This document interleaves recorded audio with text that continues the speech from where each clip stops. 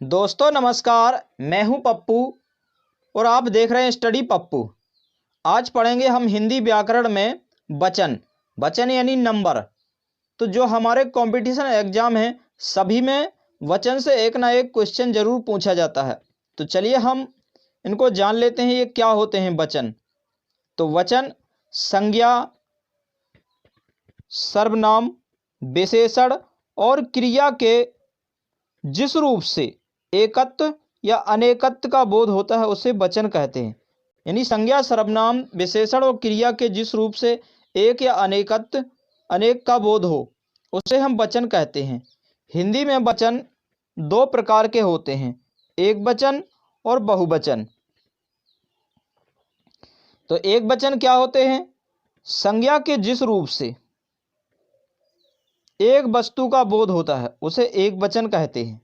संज्ञा के जिस रूप से यानी संज्ञा यानी शब्द के जिस रूप से किसी एक वस्तु का बोध होता है उसे एक वचन कहते हैं। जैसे नदी, लड़का, घोड़ा, कलम आदि। तो ये सभी एक वचन हो गए। चलिए हम आगे जान लेते हैं बहुवचन। तो बहुवचन यानी प्लूरल। तो शब्द के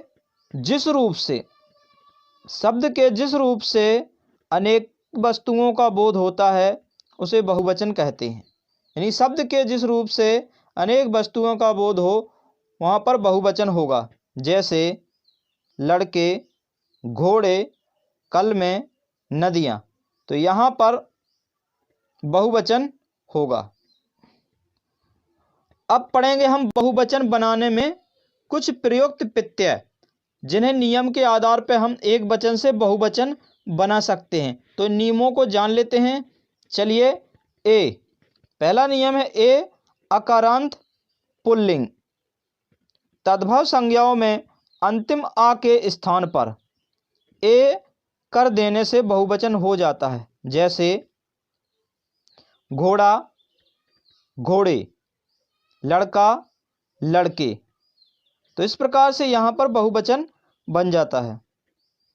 अगला है अकारांत एक आकारांत स्त्रीलिंग। शब्दों में जोड़ने पर भी बहुवचन बन जाते हैं। जैसे पुस्तक, पुस्तक में जोड़ने पर पुस्तकें, ये बहुवचन बन गया।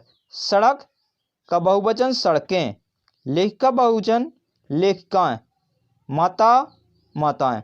तो इस प्रकार से लगाने पर बहुवचन बन जाता है। या इकारांत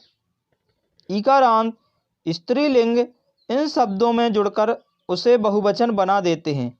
जैसे जाति, जातियाँ, नदी, नदियाँ, रीति, रीतियाँ। तो इस प्रकार से ये बहुवचन बन जाते हैं। अगला नियम है ओ। तो ओ का प्रयोग करके भी बहुवचन बनाते हैं। जैसे कथा, कथाओं, माता का माताओं, साधु का बहुवचन साधुओं, बहन का बहनों। तो इस प्रकार से ओ लगाकर हम बहुवचन बना सकते हैं।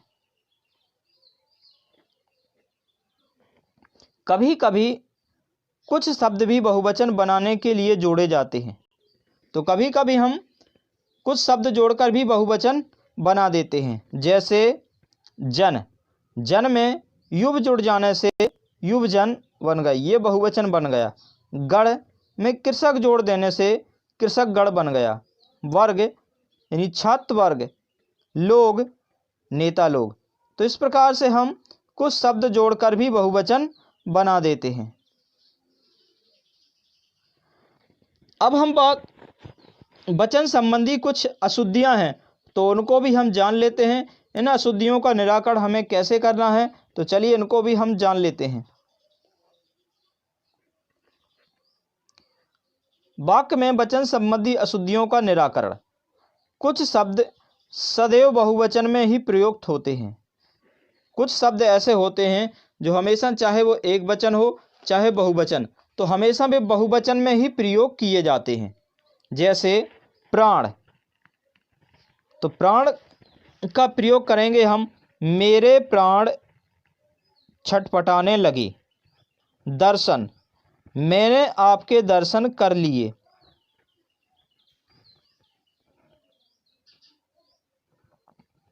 आंसू,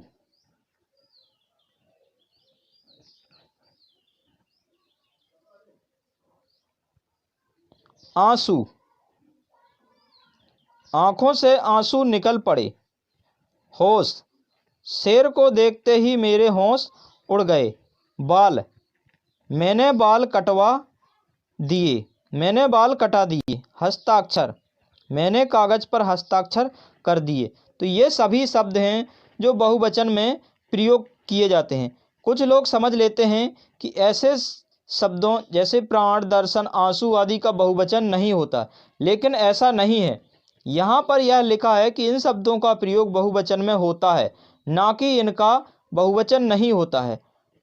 दोनों दो अलग अलग बातें हैं, इसलिए दोनों को एक ना समझें।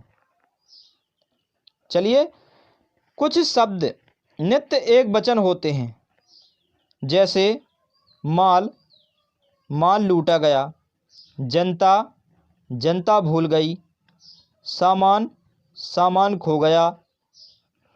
सामग्री, हवन सामग्री जल गई। सोना, सोना का भाव कम हो गया।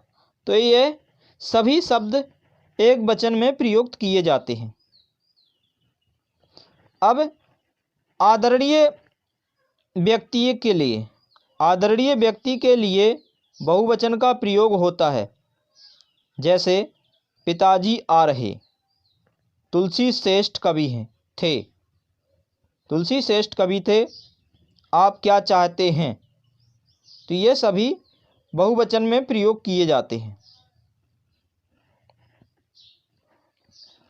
अब अनेकों शब्द का प्रयोग गलत है, अनेकों शब्द का प्रयोग गलत है। एक का बहुवचन अनेक है, अतः अनेकों का प्रयोग अशुद्ध माना जाता है। जैसे वहाँ अनेकों लोग थे, तो ये वाक्य अशुद्ध है। तो इसको हम शुद्ध करेंगे, अनेकों का वहाँ अनेक लोग थे, तो ये वाक्य शुद्ध है। तो दोस्तों, वीडियो कैसा लगा कमेंट में ज़रूर बताएं।